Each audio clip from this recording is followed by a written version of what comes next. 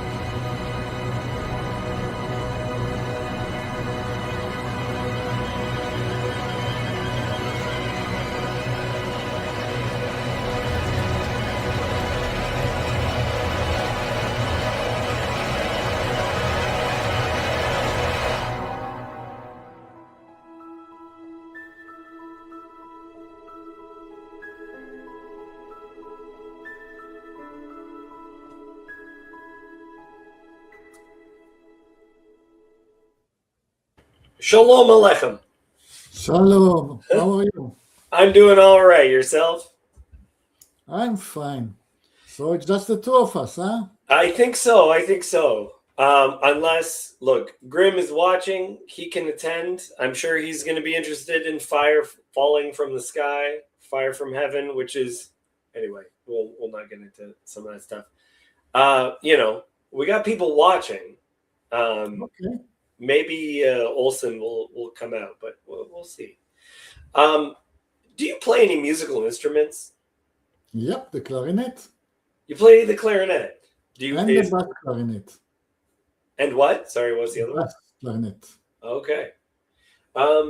Is what style? Like, are we talking jazz? Are we talking klezmer? What are? I'm a part of orchestra that is called the orchestra, and it's the first orchestra in Israel, established in the 19th century. Nice. Yeah, it is wind instrument mainly. Okay. Also a bass guitar and a piano. Nice. That's one of these times you're gonna have to bring out the clarinet. I'd love to hear you on it. Yeah, yesterday I gave a concert. There were several orchestra from several satellites of Tel Aviv coming together to the fine city of Or Yehuda, which is just by the airport. How competitive is this? Like, is this? Are you a bit like not, this? not competitive, just going together. Yeah. And each of us gave 4 pieces. Was a nice social event, seeing all the players from all around the suburbs of Tel Aviv. Yanni is rubbing it in that he's seen you play clarinet many more times than I have. Well, not many. Yeah, Yanni, you should come out. I think this is an interesting chapter. I know it's always an interesting chapter. This is one that I'm a little bit confused by, and I think people are going to be more compelled by your pushback than my push. If that makes sense. Proper pushback. We are now changing books. So we are crossing the border between Kings A and Kings B. Yes. Question. Do you have thoughts on that? I feel like they're one massive work. Yes. Well, given that it is split into 2 chapters, why split at this point? Not why this moment in time? Right. Yeah. Why? Why are we splitting this here? This is an admission that King Ahav was the greatest. His demise is really an end of a book. Yes. Yeah. That's a good point. You end on his death. But it doesn't end on his death. We were noting that. You get all these like little things that we're just like, who even cares about this? Yeah, but that happens in all the previous books. There are always some leftovers stuck at the end. Okay. You can see that there are unimportant leftovers. I love it. It's just straightforward. Unimportant leftovers. That's what Yoav thinks of you. You may be a character in the Bible, but you are considered an unimportant leftover. Well, no character is as famous as and mentioned as so many times as you have. Yeah. Good point. Olson, welcome. Do you have anything? Oh, you are muted. Can I unmute? Oh, no. You and me were fighting each other on that mute button. Sorry for my finger. Wow. You said you were not going to have a company today, did you? Yeah. Now we got Yosef. That's beautiful. So, Yosef, why split Kings into 2 at this point? Sorry, I don't even know what chapter you were in. We just finished A. Just finished Kings A and starting Kings B. Oh, okay. So, question, why split and why split at this point? It is very weird, I agree. Like in the middle of the story, isn't it? Yep. It's Sorry, I'll have to bow out for about 5 minutes. I'll be back. no problem. I will say the reason I am on is because I am sick in bed, so I'm not at my total, best here, but I will do my best. It's all right. Your not total best is at a lot of people's 115%. So accept. So it ends with the death of Achav? No, it ends with his son.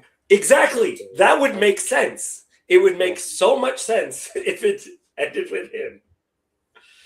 But what I was saying last time is that he is told it's not going to end in your kingdom, but in your sons. So it does. There's a little bit of sense made, I think, out of that where the split is. It would also make a lot of sense if it ended 2 chapters later. That it's once Elijah's gone, it's Second Kings begins with Elisha. We're in the middle of a chiastic structure too, which is a weird place to split because we have this like parallelism of the Elijah Elisha stories, and you're in a very weird space.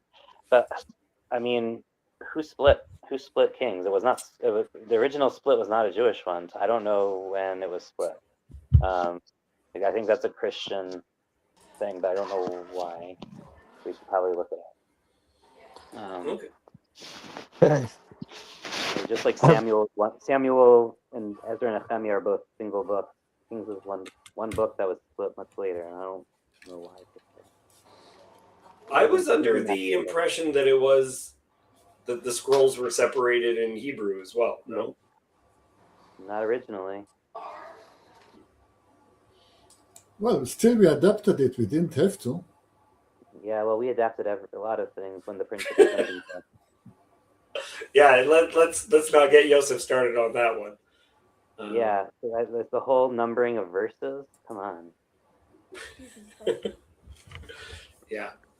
Yep. Kirk, welcome. Hey, have we started reading or? We have not started reading. You will be the one to read. We were waiting for you this entire time. I'm honored. But seriously, before we start, can I ask Yosef a question? Yeah, sure. So what did you think of the thing I posted in Discord a while back? I'm not sure which one. The thing about the Stan Richardson document. The what document?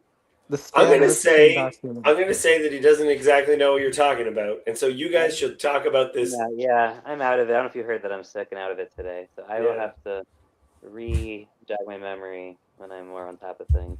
It appears that the answer to your question is weird, but basically it was first split in the Septuagint because the Hebrew is much more compact than Greek, and they could fit it all on one scroll, but in Greek they couldn't, so they split it.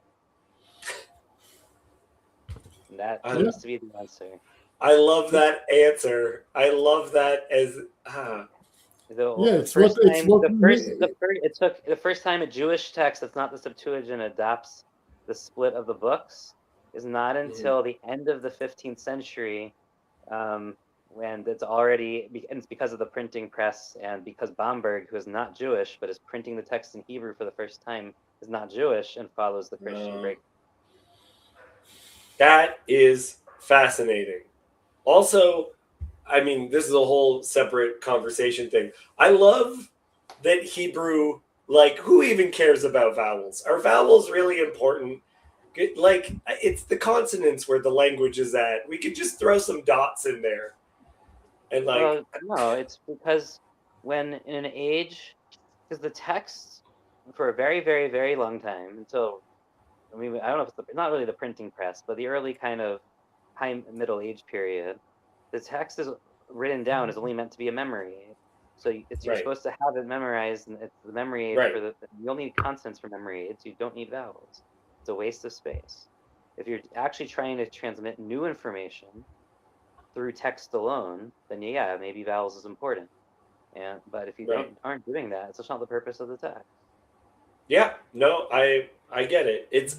I also like with modern Hebrew being without vowels as well, it's fascinating to me. You would think that vowels are necessary to understand what is going on. You'd I mean, think.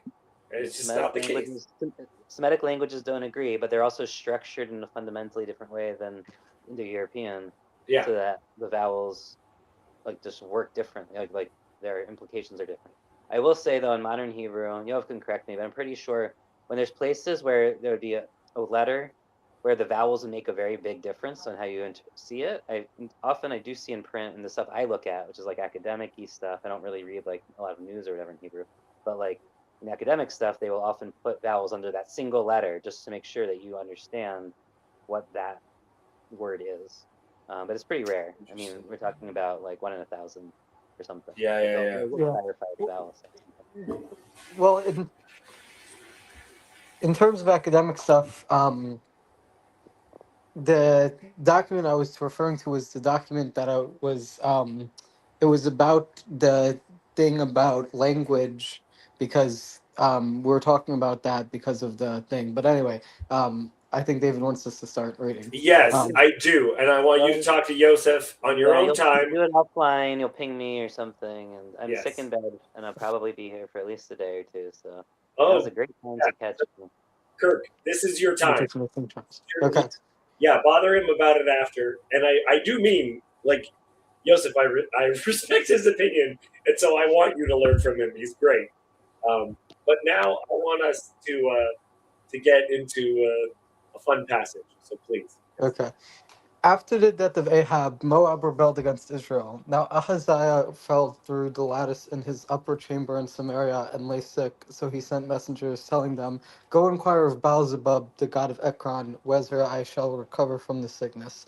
But the angel of the Lord said to Elijah the Tishbite, "Arise, go up to meet the messengers of the king of Samaria, and say to them, Is it because there is no God in Israel that you are going to inquire of Baalzebub, the god of Ekron? Now, therefore, thus says the Lord, you shall not come down from the bed to which you have gone up, but you shall surely die." So Elijah went. Okay, let's Can pause there. I just say something? Yeah. In the Hebrew, in between Kings 1 and Kings 2, I can't know if you can see it, but it's one you see where it says Kings there? Okay. So there's actually there's not even a break in the paragraph. It's literally the scroll there's no break, there's no sometimes they put in like a little space like to show there's like a Yeah. chapter break, but Yeah. it's not like it might be like just like in an inline break versus like a new line break. There's neither of those types of breaks in the Hebrew. This literally is flowing directly, but this section actually technically started on verse 52, and there's no break between it and verse 1 or whatever of Second Kings. And it's a minor break. It's not even a major break. Like it's an inline break, not a new line. So yeah, how silly this is. Very Yeah. interesting. Do you have anything else you want to add? I mean, there's like minimal like differences in translations and stuff, and you know. Well, Um, there's something here I think significant in the Hebrew that is not seen in the English, oh yeah, that's part. which is it is lining up the messengers. So in the English, now Ahaziah fell through the lattice in his upper chamber in Samaria and lay sick. So he sent messengers telling them, "Go inquire of Baal-zebub."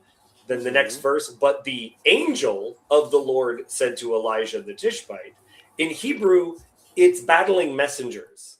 Yes, they're both messengers. Yep. Yes, they're both messengers, and it's using the same Hebrew word to describe both. Like, because we have this notion of it wants to preserve the unique character seen as the angel of the Lord, the Melech Adonai, that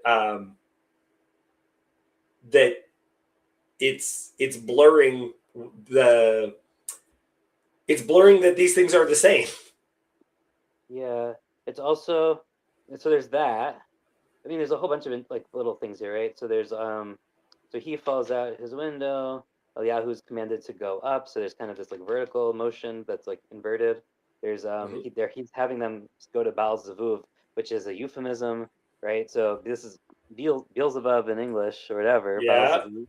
But that's it's the real name of of this Baal is Baal Zavul, which means like exalted Baal. Right. But But in now Hebrew, it's in the Lord Hebrew, of the they turn toilet. it, now it's well, no, it's Lord of the Flies. Right. Lord No, of, no, but flies are associated with no, but it's rotting, not. with It's really about it's really Lord of the Flies. It's not. It's Zvuv. Yeah, they go yeah. around things that are rotting in toilets, but like that, it's really the Lord of the Flies. Yeah, Lord of the Flies, but it would you agree that that's an insult? Like It's a yeah, no, totally. They're doing it. It's a euphemism to insult them, just like they do with Jezebel, and which also yeah. comes from the same Zevel, right? So they're changing Zevel there to I guess they're changing Zavul there to Zevel, right? So they're Yeah. changing it to trash. Yeah. Here Yeah. they're changing it to the flies. Right, right. Yeah. No, But yeah, it's definitely like you change God's name from being exalted to one of bugs. yeah. Yeah. I must answer. Elson Helper is asked, "Where is Tishbite?" We have discussed this at length. We've discussed it before. Yeah, go back to where Elijah was introduced in Yeah, the other videos. it's I was, not in fact, that was the necessarily last time I was Plesner. here. That was the last time I was here. Was for that discussion. Yeah, yeah. Say It is sort of interesting that he's sending them to Ekron. I mean, that's not. That wouldn't have been an obvious choice to me. but it could mean, yeah, there's debate on what it means because it could also mean the foreigner, depending on how you take it. On Tishbe, yeah. I'm talking about there's another weird, like a little bit of weirdness here.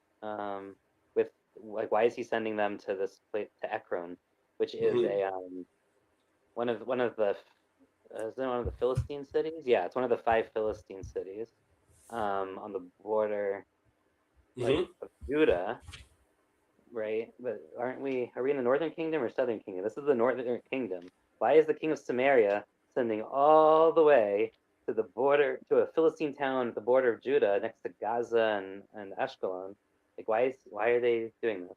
It's like a weird, like, what's the connection between them and Ekron? I have no idea. They're a trading partner, I guess, on the coast, but I don't know why he would give that specific place special recognition. Yep. Okay. Yeah, so so this guy falls. He has some sort of injury that is laying him sick. Because he falls through a lattice. And then he sends his messengers to Baal Zebub, to the Lord of Flies, right? The god of Ekron, to find out if he's going to recover from the sickness. But sorry, I want to remind us of one more thing.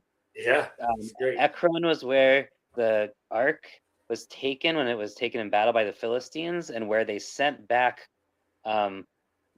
golden hemorrhoids or whatever from. Yeah. Golden rats and golden hemorrhoids. Yeah. Right. So going back to that whole story. So speaking of maybe poop and flies and toilets and hemorrhoids, there might be some connection here where he's still like paying tribute or like at least spiritual whatever. Yeah. That's good. The ark used to be, and it is also like in Amos, which is around, contemporary of this, right? Like Amos, the very beginning of Amos, like there's like God calls out Ekron specifically as one of the as a place where the remnant of the Philistines are and that shall perish. So it seems like they've contracted somewhat from some of their other cities, but Ekron is still like this final final stronghold. In fact, we had that in Samuel 1 and 17. I don't know if you remember this, but like they pursued them from Sha'arim and then to Gat and then to Ekron, and also from Gai to Ekron. So Ekron's kind of like the final stronghold of the Philistines starting in the middle of Samuel 1 already, and like that seems to be hammered in with Amos a little bit. This is super interesting too, because Ekron with the golden hemorrhoids and tumors, that's also isn't that the place where Dagon fell face down? I think so. I'd have to check. I think. It's very interesting. Yeah, just tying that story where God is clearly greater than this other God, and then this is also a story where why are you calling for this God? Like, is there not a greater God? Yeah. Yeah, so the battle of the messengers of the king are thwarted by the messengers of the greater king. But the messenger of Hashem said to Elijah the Tishbite, arise, go up to meet the messengers of the king of Samaria and say to them, is it because there is no God in Israel that you are going to inquire of Baal-zebub, the god of Ekron? Now therefore, thus says Hashem, you shall not come down from the bed to which you have gone up, but you shall surely die. Great stuff. Yoav, do you have anything you want to throw in before I ask Kirk to read again? Yeah, just that I don't understand any of it. What is this lattice that is falling off? I don't have a lattice in my upper chamber. And how come the text says in English and in Hebrew that he lay sick. It wasn't injured. It didn't say that he broke his leg. So what was it? Was it a concussion? Then how come he's sending messages? Oh, that's interesting. Yeah, because if you have a concussion, you vomit and whatnot, right? Okay. Right? That's one of the major indicators that a concussion has occurred and that it's a major one is if someone vomits. So we have a little bit of insight here, perhaps, from archaeology. We know in both Canaanite and Israelite cities, because we actually have some depictions, the elites, and specifically the kings, would have these kind of large windows on their upper balconies that that they could see. Like, think about when the Pope like receives all those people in St. Peter's Square, right? And like there's that thing with the balcony, but there's also this like big window behind it. So like that idea goes back, and we actually have depictions, I think, from Gezer somewhere, of like the king looking out this like big reception window where he can like talk to the masses. We had this back in the story in Bereshit when Avimelech is watching Yitzchak and Rivka from his window.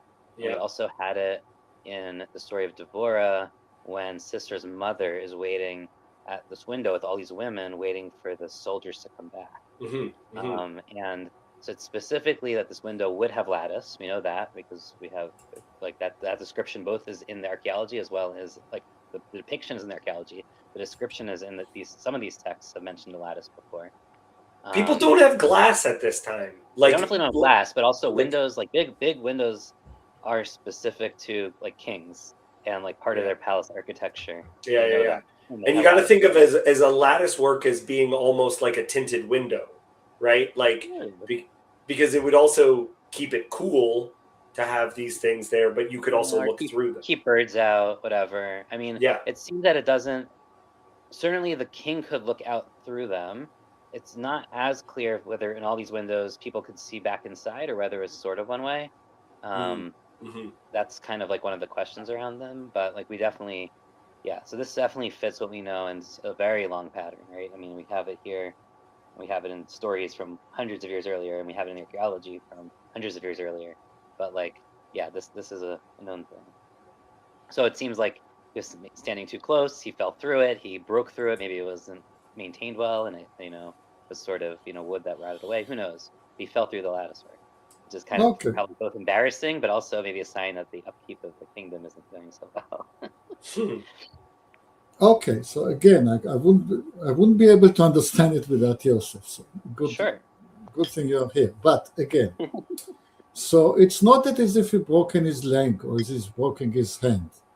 It was either a concussion or a punctured leg, or and he felt very ill, and he probably had high temperature, and he was probably delirious. And he made a very queer call to go all the way to Ekron and ask Baal Zvuv.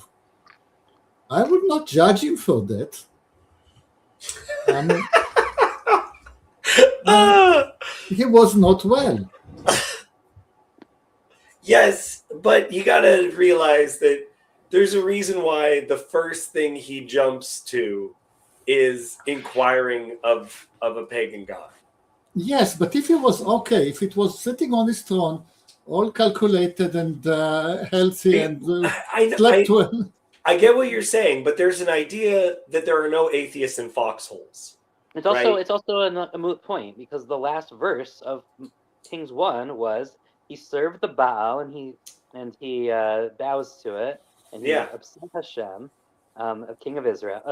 God of Israel, and he did exactly what the things of his fathers. He's already a Baal worshiper. This is not like a crazy. We don't have to like think that this is not something you normally do. We don't have to like make up a story. Right. There in the verse, he's a Baal. Yeah, he's hurt and he calls out to the God that he believes answers. Like, and that's why I was about to say the thing about atheists and foxholes, and people say, "Oh, you say you don't believe, but then you're in this situation of difficulty and you call out." It's almost like you Almost say like, that it's like Scott Adams.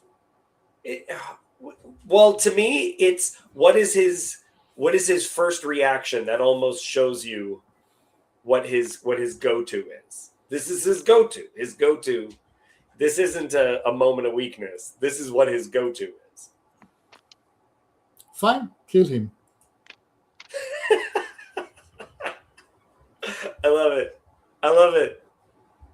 I love your defenses of indefensible men. I just love it. I was like, yes, the man was a pagan. Sure. Kirk, my friend. Okay, what do you want me to start off? From the word the messenger. The messengers have returned. The messengers returned to the king, and he said to them, "Why have you returned?" And they said to him, "There came a man to meet us, and said to us, 'Go back to the king who sent you, and say to him, Thus says the Lord, is it because there is no God in Israel that you are sending to inquire of Baalzebub, the god of Ekron? Therefore you shall not come down from the bed to which you have gone up, but you shall surely die.' He said to them, 'What kind of man was he who came to meet you and told you these things?' They answered him, 'He wore a garment of hair with the belt of leather about his waist.' And he said, 'Is Elijah the Tishbite?' Yeah, okay, let's pause 1 second. He's recognized by his outfit. I love that there's like, okay, he said this sort of thing. What did he look like? And immediately, as soon as you hear the description, you go, yeah, we know exactly who the guy who wears a garment of hair with a belt of leather. Actually, so this is a big difference because not big difference, but in the Hebrew, it does not say garment of hair. It just says like someone who is hairy. Yeah. And like they've added garment here. Now it could be like someone who like appears hairy, I guess, but like I think the garment of hair here in the English translation is probably an intentional like move by Christian translators to connect it to John the Baptist. But we could also check the Septuagint and see if they have garment here as opposed to just hairy. It's possible that it was, it predates Christianity and it was, sort of a thing. But the Hebrew does not indicate And also, whenever they say messengers, the Hebrew says angels. that. Well, or the other way around. Yes. Every time they say angels, the Hebrew says messengers.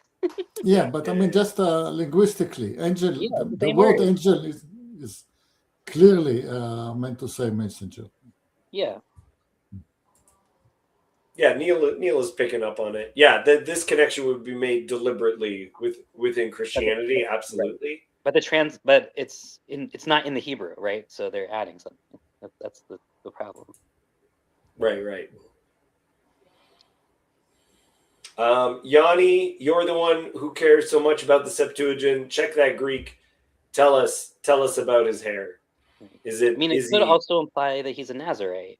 Right, that's the other way to read, like someone who has lots of hair. Right. That he is. Or you can read it like he's Asaph and he has lots of a man of the forest. Ooh, So that's playing with that's taking the description of being a man of hair, which is Esav, and saying a man of hair, man of the field, I think probably man of the forest, which is the Hebrew for Esav's description, and Right.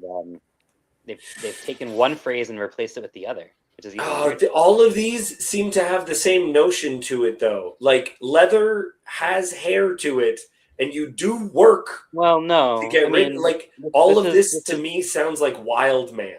That's what I this is mean. this is not leather with hair. This is already the treated leather work that is not. I mean, this is or is proper, like, you know, like what we wear, like a leather jacket or something, right? Like it doesn't. Well, It's been what do you processed. think? Well, what do you think the meaning is? Do you think it's referring to a Nazarite? We don't have a tradition, as far as I can remember, that he is a Nazarite. It does seem that he's hairy, though, because that's an important point with Elisha, who's bald, is that he's the opposite. And it can't just be a garment of hair, because otherwise Elisha would wear it. So I think he has to physically have the hair growing out of his body. I think that is part of the symbolism. Okay.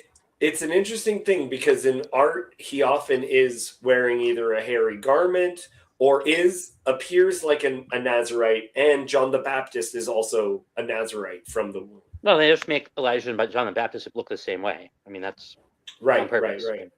Yep. It could also be that John the Baptist wears garments of hair because he's not hairy, but to still look like or mimic Elijah, right? Like that's Right. the other way. Right.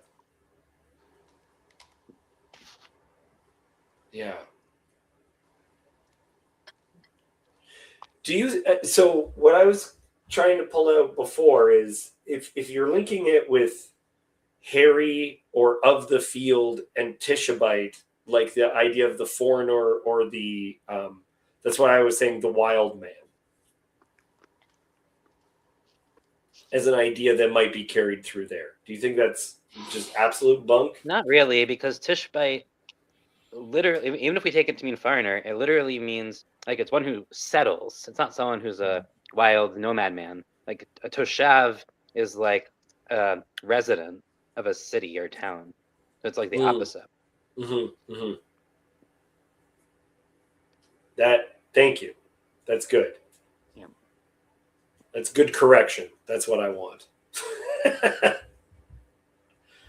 I don't think it is a toshav. I think I think it's a stretch. I think, but we talked about that before. We don't have to go back into it. Yeah. No problem. Okay, so Elijah the Tishabite, who's recognized for being hairy with a leather belt. Why the belt? I guess It's not a belt. Again, it's his mantle, not right?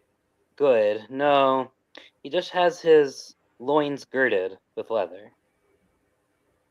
So his normally, you have your robes and they're long, but you hoist them up to do work. You gird your loins, right? If you need to do work in the field or you're doing battle or whatever, to get the skirts off of your ankles, basically, so they don't get in the way. So it says his normal. So he's girded. He has like a leather whatever girdle, basically. I mean, that's the wrong word because it has a different meaning now. But like he's girded them in leather. Okay.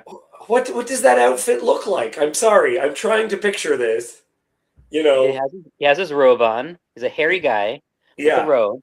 Yeah. And he has leather straps, kind of. It's sort of like a belt, but like they're on his. They also like somehow go to the thighs as well. So, yeah, I don't. Like, is he wearing leather pants? What is happening? No, definitely no pants. No pants. I mean, like we can probably post a picture of someone with their loins girded, wearing a robe. It's probably not too hard to find, honestly. Yeah. Yeah. But, okay. If you want to picture it, look at the samurai movie. If you have a samurai warrior and he has his flowing kimono, and then suddenly he needs to get into a battle, then he pulls his kimono up and he has a strap, probably of silk, and then he straps the garment differently, and he changes its sleeve and he straps his sleeves differently. So now with the same garment he can move freely. Interesting.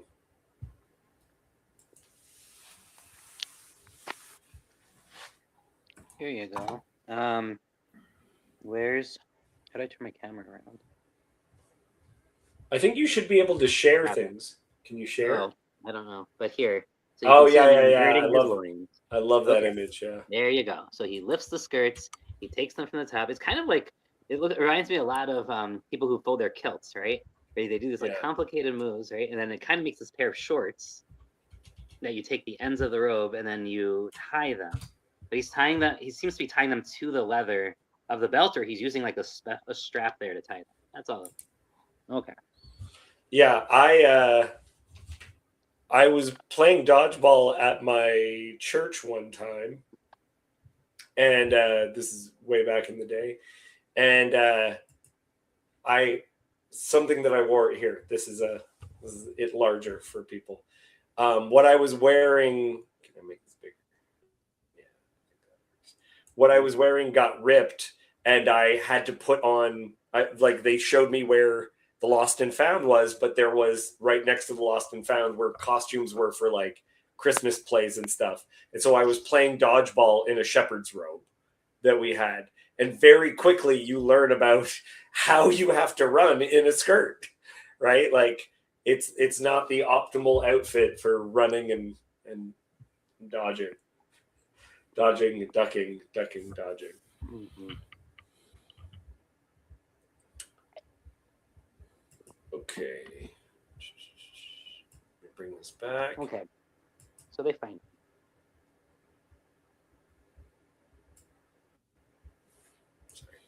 Okay. Let's continue on, shall we? Kirk, would you Then the king sent to him a captain of 50 men with his 50. He went up to Elijah, who was sitting on top of a hill, and said to him, O man of God, the king says, come down.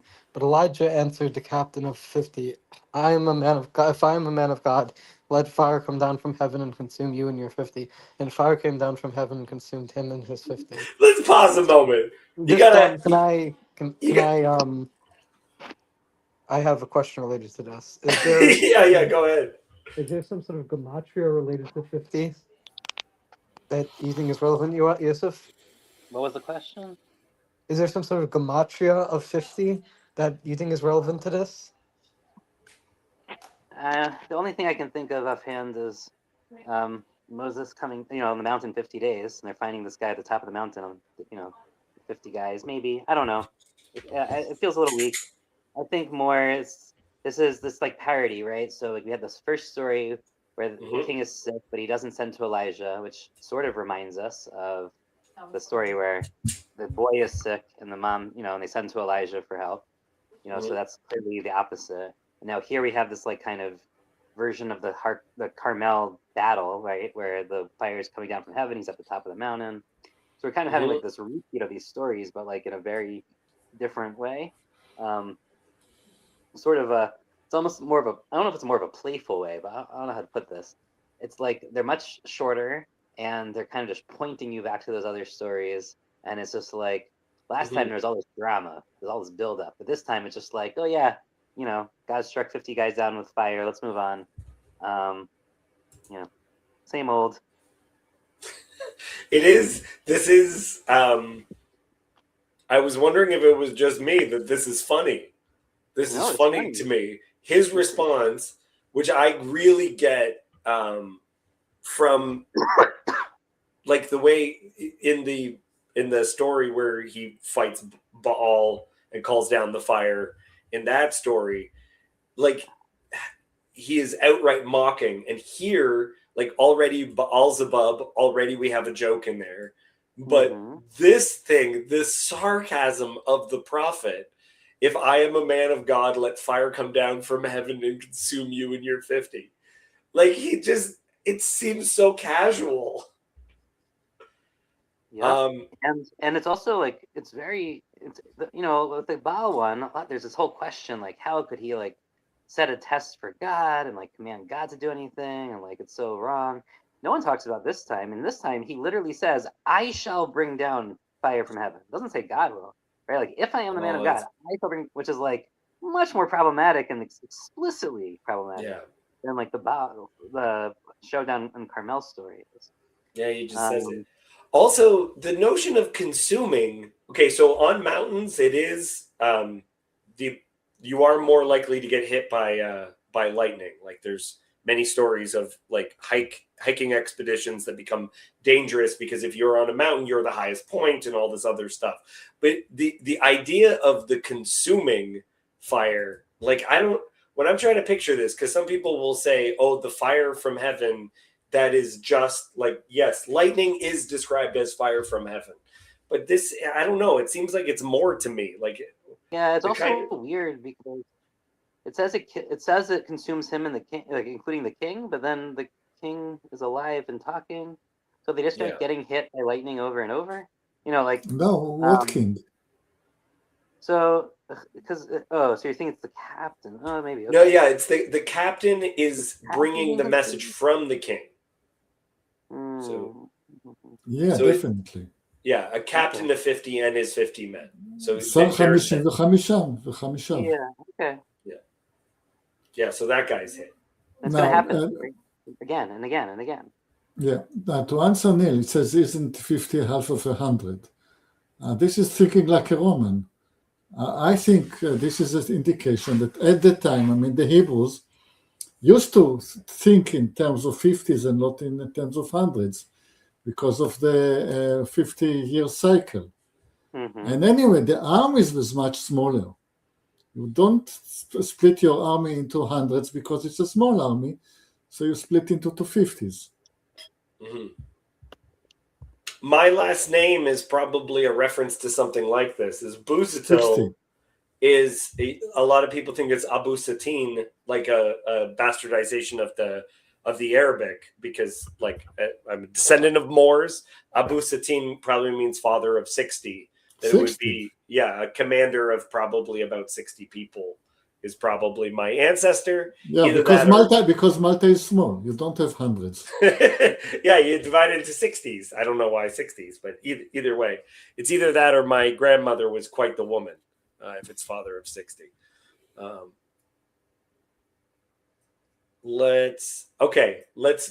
This humorous pattern, it continues on. I do want to honor what Don is saying, which is he didn't actually claim to be doing it himself. He calls it, but he doesn't say from me. He does say, "Ani tered, I shall bring down. Ish min hashemayim, fire from heaven." Oh, there it is. Yeah. Right, in verse 10 in the Hebrew. If I am a man of God, they changed it. The English does not say "ani tered." They've made it into a passive, let fire come down. But in the Hebrew it says, I shall bring down. No, I dispute you. You disagree with ani tered? Okay. Im ish Elohim ani, stop. Tered esh min Hashem. Think it that way. Okay. What is your reading? Do yours in English. He's moving the comma. Okay. He's probably right. On because of the trope. I'm wrong. I retract. Okay. You heard it here first. Yosef is defending the English translation. Okay. Kirk, next section. Yeah. Go ahead. Okay. From 11. Again, the king sent to him another captain of 50 men with his 50. Then he answered and said to him, "O man of God, this is the king's order. Come down quickly." But Elijah answered them, "If I am a man of God, let fire come down from heaven and consume you and your 50. Then the fire God consume his 50. Again, the king sent the captain. Okay, pause. Why'd you mumble through that? This is good stuff. Okay, this is. This is not those kings that Yoav was speaking so poorly of before. This is good stuff. This makes me laugh. I like that they put it as, it sounds to me as a more forceful command, right? This is the king's order. Come down quickly. Mm-hmm. So they're trying to throw their weight around. It also implies that they're not at the top of the mountain, right? They're telling him to come down from the top of the mountain. So your idea of lightning hitting the top, this would be very weird. Lightning hitting the bottom and not the top. Right. Yep. Yeah, it's true. He's clearly above them. We had this image from before too of the king going up on his bed, and will he ever come down? Right. And this whole vertical notion of this chapter where everything's about going up and going down. Yeah, coming up, coming down. But it's if Elijah comes down, then the king will come down from his sick bed, Maybe. like in a positive way. It's a God coming also tells at the beginning when God's messenger, angel, whatever goes to him, Yep. it says, "Get kum ale," right? So he basically tells him to go up, but Yep. it seems like it sounds like he's supposed to go up to the king, but instead go up to the messengers, but instead he goes up to the top of this mountain. So like and he understands it as like climb the mountain, and the messengers will come to you. Well, he goes up, tells the messengers, and then goes to the top of the mountain, because it's the messengers who first go to him, and then he said that's where we get it's the hairy dude with the belt. Go get him, or with the girdle. Sorry. There might also be another reference here. So I was curious where this captain. So captains of 50s come up a lot in the Torah when it talks about captains of 10s, 50s, 100s. But last time we had it was in 1 Samuel 8, when Samuel is warning them, a king will be bad. He'll do all these bad things to you, and he will appoint chiefs of thousands and of 50s. That's it. Just those two numbers, and they will to have them plow his fields, reap his harvest, make his weapons and equipment for his chariots. So it seems like in some ways this might be a reference to not just like the fact that like having units of 50 is normal, but specifically to the way that the king is misusing his people as soldiers. Because when we get the third group of 50 and they pray, like it seems that they're sort of doing this because they don't have a choice and the king's making them, right? Like they're soldiers. I mean, they're being commanded, and like there is this sort of the king is abusing, like you asked for a king and he's going to abuse you through his captains of 50s type of thing. Yeah, he's going to do the thing that kings do. It's interesting too because in this particular version of the story, this does not look to me like the text has any sympathy for these men of 50. Well, when we get to the third group, it sort of does. Yeah, but the other one are essentially like henchmen in a James Bond movie. Like they can all get killed and we don't feel bad. They're non-player characters, right? They're NPCs. Okay, like they died, and I mean it is pretty callous. We can agree with the on God's statement there. The text is not very sympathetic to them for sure. Yes, yeah. But also, I'm sorry, it's a bunch of men showing up with weapons who are threatening. I also don't feel bad for them. Like that's the whole thing about the characters in the Bond movie is that they're bad guys. You don't feel bad for the people with guns who are going to kill you just because they're commanded to. Like you don't feel bad about that guy dying. Okay, so Neil asked whether the Hebrew system was decimal. Yes, because the word for 50 in the Bible is composed of 5 and 10. So, I mean, it is clear by the language that the basic system was decimal. Also, clearly, the word in Hebrew for 50 very much resemble for the word armed. So 50 will be chamishim and armed will be chamushim. So if you have a group of 50 people, it sounds as like if you sound a group of armed people. Right. Like a mob. Yeah, not armed. I mean that they come with weapons. Yeah, not a mob. This is the basic military unit, and even from when they leave Egypt, they leave in chamushim, leave in with units of 50 armed. Yeah. Yeah. So in Hebrew, there's a link between armed and 50.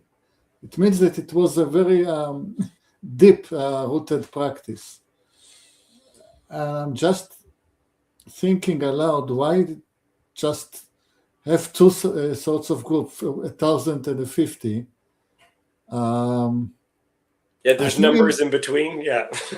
Because I think in the battlefield, I mean, until the Roman system, you didn't have very sophisticated command system. I mean, you have the king, and the king is ordering everybody's about, and everybody's just sort of charging. I mean, it makes sense in a battle to split into people into thousands, because you cannot actually control them any other way, because of lack of sophistication. So when do you use 50? You use 50 for police work. It's just enough a group to come into a village and make a dent. So I think this is why they are NPCs, because every villagers, if he hears about a group of 50 coming from the king, immediately he hates them. I like that. Okay, Kirk. Rule of 3 in jokes and Bible stories. I guess the other question is, I do have a question, and maybe I should think about. I don't know the answer. Why? Why? Okay, so you have this guy who says, "Isn't there God in Israel?" And he's like, "Oh, that's the famous prophet that my dad hated." Or my dad actually didn't really he hated at some point, then he didn't hate, but he definitely hated my mom. Whatever it is, what is the why are they sending 50 guys? Are they there to kill him, to arrest him, to bring him to the king for what? What's and it's a lot of people to capture one man. So obviously, you could say it's the basic unit of police work, but 50 people for one arrest. What do they think he's gonna do? They know he's dangerous, and then he's more dangerous than they anticipate, I guess. But it's a weird. I don't know why they want him. Are they gonna bring him to execute? Should we assume that? Yeah, we had it before, just in the chapter before. If you don't like the prophet, you throw him in jail. Yeah, you lock him up, you take him away. Well, and this story, in my opinion, is going to be compared to Elisha and the bears, the she bears, and in that, there's a way of interpreting the young men, the young boys, as I believe is incorrectly translated, that there were young soldiers that would have been considered a classification, where they're a particular kind of. Well, when we get to it, we'll discuss it. Yeah, and in that story, there's an implication of going up to worship at these high places. So it, to me, feels like the king is going to strong arm the prophet. And it may be to try to get the prophet to do what he wants, but so you send people in the name of you as king, that it's God is going, your God, Hashem is going to listen to what the king has to say. Send the men with the swords and the spears, send the group of people, the military group, to go and tell him you're going to do what we have to say, right? It wouldn't be you think of this.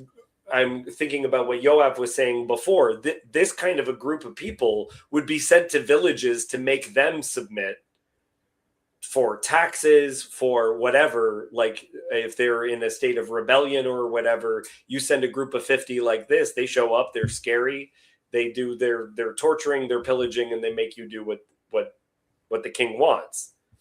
Doesn't work like that. I think it was actually 49. It was 49 and a commando. It was not 51, it was 49 commando. That's how I read it. We agree. Yeah, and that is generally how the counting system, right, in Hebrew works for the Jubilee years and for other things. It's 49 plus 1. Anyway, because when you march into the village, you march 7 by 7.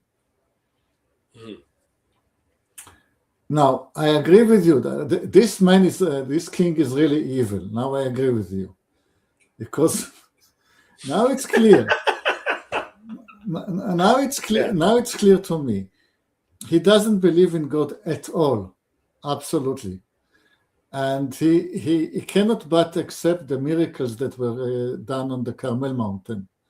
So I think this is a magician, and if I'm ill and I need somebody to cure me urgently, then what I need is this magician. Yeah, get him on side. Make him do what we have to say, and you can Yeah. threaten him with the sword. You can threaten him with the spear. Anyway, what do I have to lose? Yeah, yeah. And so he's casual about it. These guys are sent. If he doesn't agree, you do whatever. These military guys, they're not gonna. Oh, he said no. If they're gonna beat the crap out of him, they're gonna torture him. They're gonna do whatever to bring him forward. That's what these guys are trained for. And he just casually, like, this is almost like a superhero thing, right? Where the guy with the superpowers dispatches them without any effort whatsoever. He just, like, he says a word and then boom, they just ignite into flames. Like, yeah, it's brutal. Okay, Kirk, come forward. Again, the king sent the captain of a third 50 with his 50, and the third captain of 50 went up and came and fell on his knees before Elijah and entreated him, O man of God, please let my life and the life of these 50 servants of yours be precious in your sight. Behold, fire came down from heaven and consumed the two former captains of 50 men with their 50s, but now let my life be precious in your sight. Then the angel of the Lord said to Elijah, Go down with him, and do not be afraid of him. So he arose and went down with him to the king and said to him, Thus says the Lord, because you have sent messengers to inquire of Baalzebub, the god of Ekron, is it because there is no God in Israel to inquire of his word? Therefore you shall not come down from the bed to which you have gone up, but you shall surely die. Okay, all right. Pause a moment. Don, people are now on my thing on Leviathan for play instead of Jacob's. So if you want more interaction in the in the comments, that might be where you want to go. Uh, yeah, I like that the third guy comes up. Please do not light us on fire, man of God. That yeah, the pleading. And Yosef, you think that it has much more sympathy for this guy? Yeah, I mean, he's asking, find, like, I mean, it's quite literally like Tikarnana Shafa, right? Like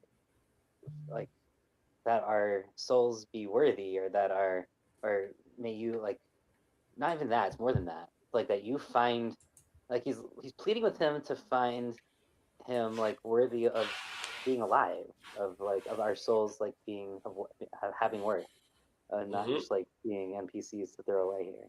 And I mean, right? And then of course God says like that's the guy to go with.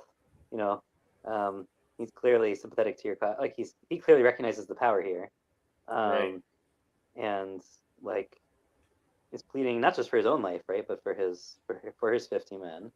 Mm-hmm. Um, and yeah, I don't know. It feels like it's definitely more sympathetic. Well, this sounds exactly what we were talking about a second ago, Yoav. That this is a guy who does not believe that his authority is greater than the prophet. Like they're really recognizing that the prophet is representing Hashem, and that Hashem has the authority and the ability to just wipe them out like nothing, like they're flies, one might say. Mm. But instead, treat us as people. Comment. The first sentence in this chapter is about Moab Rebelling. harassing Israel. What is the connection? Because immediately the sentence after is starting the real story. So what's the connection? I think at the time the king didn't have more than the 350s in the capital, because most of the army was be facing Moab. So it's we're gonna get to Moab's relevance, but it's like this is really interesting. So that's chapter 3, and it does feel like this story is sort of inserted in that, like in a weird way, because and if you remember, like we haven't heard from Elijah in a while, like chapter 20 or 19, somewhere like way back when he said that Jezebel was gonna die and Achav were gonna die for stealing Nevat's land or whatever. I think that was the last time we heard from him. And then he appointed Elisha, right? We haven't heard from him in a long time. So like there's this like story that seems like out of nowhere almost. Now there is, as people pointed out, like there is this large chiastic structure that covers this entire section of Kings, like through the Achav, Elijah, Elisha stories. So like the fact that there are things inserted to make sure that structure holds is not pretty. There is a question then of like exactly what the timing was, if this like was inserted intentionally by the author, like if it was exactly here or somewhere else in the story. It's important though for the timelines of you need this guy to die so Jehoram is king for the next part of the story, and then like that feeds into like the chapter 3 story because Jehoram has to be king for the war with Moab.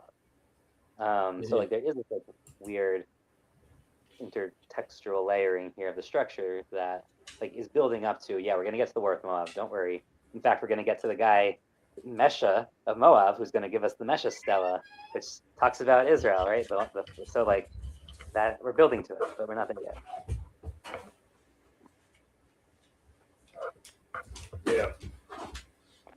My big giant cat is joining us now. Oh.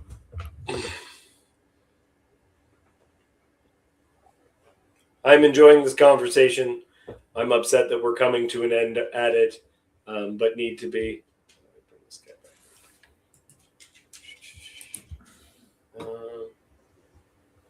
Okay, finish this off. Will you, Kirk? Yeah. So he died according to the word of the Lord that Elijah had spoken. Jehoram became king in his place in the second year of Jehoram, the son of Jehoshaphat, king of Judah, because Ahaziah had no son. Now the rest of the acts of Ahaziah that he did, are they not written in the book of the Chronicles of the Kings of Israel? Are there any thoughts on the idea that he has no son? What do you, well, it's the end of the dynasty, right? Right. But that's. So no, I mean, it's his brother, so it's not really the end of the dynasty, but it's. But it feels, yeah, that there's that line. Yeah, it's a little reset. How old was he?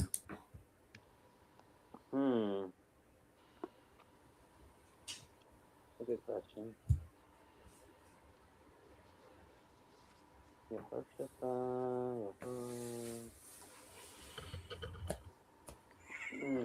probably have to go to Malachim. Sorry, to Divrei Hayamim to see how long he ruled for.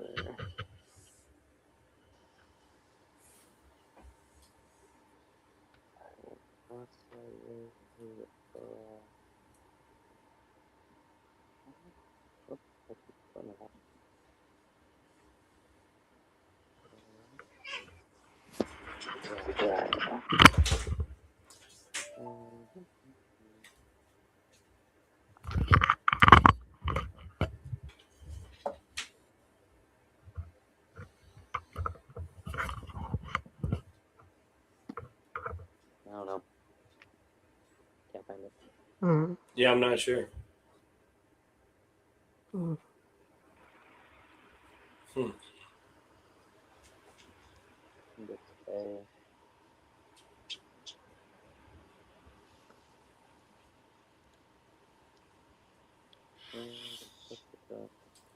Well, if he was the eldest son of Achav, then he couldn't have been very young. That's a good point. Why didn't he have no sons? He only rules for 2 years. Really good.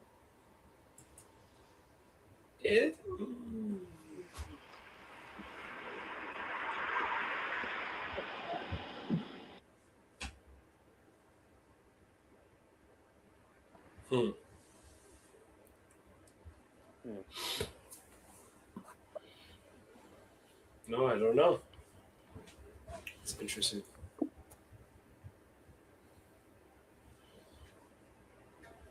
Okay, I think we've said everything that we can right now without doing further research. Thank you for joining me on such a fun passage. I was worried I was just going to be alone, and this was a very good group of people, including in the chat. Yeah, we got Yosef. Wow. Yeah. we really lucked out. Joseph, if you're like super sick tomorrow, you let me know. I'll stream again. I mean, yeah, I'm sick. I don't know. I'm sick in my bed, just like the king here. Hopefully, I'll get down. Yeah, you'll come down. I think you're good. Just don't harass the Lord's prophets. I'll send some soldiers to get you. That is, I'm so honored. I'm so honored. I don't know if I'm hairy enough. Yeah, You don't need, hairy. you need to figure out how to girdle your loins. You know, that's all. Once you get that down, it'll be good. Yeah, I'll figure that out. Yeah, this is great. I love Dog is saying, not that we're happy Joseph is sick. That's true. True. May the Lord grant you health. Bless you with health. Okay. This is a weird story. This is a story where God does seem pretty open to killing people left and right. And it is, I do think we should be talking about it afterwards, related to the men who are killed by the bears, because there's ways that God shows that Elisha has a double portion of Elijah's spirit, right? That the spirit that was on Elijah, it'll be a double portion that's on Elisha. And we have these other stories of like Elisha. Sorry. It's easier to differentiate them if you pronounce it right. It's true. It's true. Yeah, I don't know. I find it so confusing when they pronounce the same way. I don't know. I mean, in Hebrew, it's obviously very different. Elisha and Eliyahu are like pretty distinct. But yeah. Call them like Elijah and Elisha just drives me nuts. Yep. Yeah, it's not a good time. Okay, so a double portion of Eliyahu's spirit, and so we have these stories that are similar or specifically lined up to show that, like the story of the resurrection of the child, and this is an example of calling down God's fury to me it's about protection. So I'm not particularly bothered with, in context, him just casually calling down fire from heaven to kill a bunch of dudes. Yeah. I will say also, like, and you keep focusing on the doubling. It's really just, it means it's his firstborn. Adopted. So like he's basically the adopted firstborn of all. Right. Receiving. Yes. The other prophets were the other kids, right? Like Eliyahu doesn't have any children. These are his children, right? This is right. Potentially also the kid in that he saved. Remember the kid who was also in the upper story in a bed, right? Mm-hmm. Like that story is so parallel to this too. I don't want to forget it. Like he goes up to that kid who's in an upper story in his bed who hit his head when he fell, right? Like it's the whole parallel. And in that story, like the Midrash says, that's also a child of Jonah a child of Eliyahu in a sense, not his actual, but like, that's associated. That's Jonah, according to the Midrash. That kid is Jonah, right? So like, you never know. Jonah's kind of like this captain, right? Like doing, orders. And, I don't know. There's a bunch of interesting little connections there. But. And I know that story is the. It's lined up with the Torah portion for the binding of Isaac. Is it? Yeah, maybe. Yeah. Sounds about right. Anyway, and we've been talking about this before too, where there's the sons of the prophets, or these like the lower, not the main guy, your secondary figures. So he's going to become. They're also and this is when we see the emergence of these like schools. So the prophet runs like a little academy, like prophet academy, like like Plato's academy, right? Like they're training others to be prophets, and he's got a theological. It's a seminary, is university. Yeah, but they're really considered like the children. Like they're literally the children of the prophet. Like in some sense, like he's adopting them, and like he becomes their. Like that's why they're called B'nai Nevi'im. That's because they are like functionally being adopted as the children of the prophet. They can still also have family. They're not like totally cut off. Right. Though it is possible that in the Second Temple period, people did understand them as actually losing their family connection, and it might be one of the bases for some of the stuff in the Qumran community, but also for early Christianity, where Jesus will say things like, "You can leave your father and your mother," because, like, in some sense, you're becoming the child of Jesus and not, you're not part of the family in some sense anymore. That's So interesting. so there is an argument there that they did understand this, and that they basically probably took this model, but they were also reading it through the Roman kind of paterfamilias kind of, and the Roman adoption of law, and it becomes like you don't get shared, right? Like you're under one jurisdiction, and that jurisdiction now is the leader of your little, your prophet is now your person. Yeah. So I think there is probably a shift, but I've seen some indications of that in some of the academic work on what kind of early Christianity come around stuff. So I want to mention it. It's definitely That is interesting. Yeah, I know do it's think really related. past time. I love this Hope comment. you're doing. First off, what is your shirt? Is it a kitty cat with that's a No, it unicorn? is. It's a unicorn for some tech company that thought it was a Okay. unicorn. I don't know if it actually. Yeah. I don't know if it really was, but they were. Yeah. They made Yeah. Alexander the Great is a unicorn in Yes, the my Bible. dad loves when I wear my unicorn shirt because Yeah. she thinks it's so funny that a grown-up man will wear a unicorn shirt. So it's my pajama shirt today. Yeah. Cassandra, I feel like you're saying something much more deep and existential than you're intending to. Every week, David is terrified he will be alone, and every week people show up. That is, you know what? You know how you could do a description of your YouTube channel? I think I want to go in and change this to what the description is. Is it just says every week David is terrified he will be alone, and every week people show up. It's beautiful. It's beautiful. It's poetry. Okay. Virtually not alone. Virtually not alone. There we are. If Grim is still here, that's for you, my friend. Okay, thank you, everyone. We'll be back next week for Chariots of Fire coming down. I hope I'm not sick next week, but I do. I hope you're so sick. I want to be in that conversation. I just hope I can do it without being sick. Maybe take a break from work for my lunch or something. Yeah, an absolute favorite, and the conclusion of Elijah as a character. Yeah. Well, sort of. He has a sequel. Yeah, it's true. It's true. But are sequels ever as good as the originals? That's a funny thing for you to ask me as a Christian. I don't know. Oh, that's beautiful. What a beautiful ending to this episode. Goodbye. I want that to be the ending. I'm not going to do this like garbage ending. We're ending there. Goodbye, everyone. Goodbye.